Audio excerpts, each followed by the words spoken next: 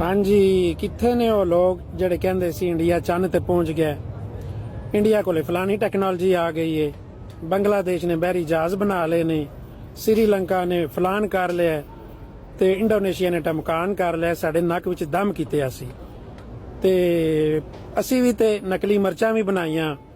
ਠੀਕ ਹੈ, ਨਕਲੀ ਦੁੱਧ ਤਿਆਰ ਕਰਨੇ ਦਾ ਫਾਰਮੂਲਾ ਸਾਡੇ ਕੋਲੇ ਸੀ, ਅਸੀਂ ਉਹਦੇ ਵਿੱਚ ਮਾਸ਼ਾਅੱਲਾ ਖੁਦ ਕਫੀਲ ਆ। ਨਕਲੀ ਦੁੱਧ ਬਣਾਉਣੇ ਵਿੱਚ ਨਕਲੀ ਸਰਫ ਹੋ ਗਿਆ, ਨਕਲੀ ਸਾਬਣ ਹੋ ਗਏ, ਕੋਲੇ ਅਸੀਂ ਤੱਕ ਬਣਾ ਲਏ।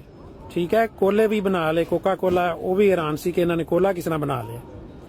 ਨਕਲੀ ਪਾਸਪੋਰਟ ਵੀ ਬਣਾ ਲਏ ਤੇ ਨਕਲੀ ਵੀਜ਼ੇ ਵੀ ਲਵਾ ਲਏ। ਤੇ ਹੁਣ ਸਾਡੇ ਕੋਲੇ ਆਲਾ ਦਰਜੇ ਦੀ ਟੈਕਨੋਲੋਜੀ ਵੀ ਆ ਗਈ ਹੈ। ਅਸੀਂ ਯੂਰੋ ਵੀ ਛਾਪਨੇ ਆ। ਯੂਰਪ ਦੇ 28 ਮੁਲਕ ਹੈਰਾਨ ਤੇ ਪਰੇਸ਼ਾਨ ਨੇ ਬਈ ਅਸੀਂ ਵੀ ਐਡੇ ਸੋਹਣੇ ਯੂਰੋ ਨਹੀਂ ਛਾਪਦੇ ਜਿੰਨੇ ਯੂਰੋ ਸੋਹਣੇ ਇਹਨਾਂ ਨੇ ਛਾਪੇ ਨੇ, ਤੇ ਉਹਨਾਂ ਤੋਂ ਵੀ ਬਿਹਤਰ ਟੈਕਨੋਲੋਜੀ ਨਾਲ। ਉਹ ਹੁਣ ਸਾਡੇ ਕੋਲ ਪੁੱਛਦੇ ਨੇ ਪਏ ਕਿ ਹਾਂ ਭਾਈ ਤੁਹਾਡੇ ਕੋਲ ਕਿਹੜੀ ਆਲਾ ਟੈਕਨੋਲੋਜੀ ਏ ਜਿਹਦੇ ਬੇਸ ਤੇ ਤੁਸੀਂ ਇਤਨੇ ਅੱਛੇ ਯੂਰੋ ਛਾਪੇ ਨੇ ਕਿ ਸਾਨੂੰ ਪਤਾ ਵੀ ਨਹੀਂ ਚੱਲਿਆ।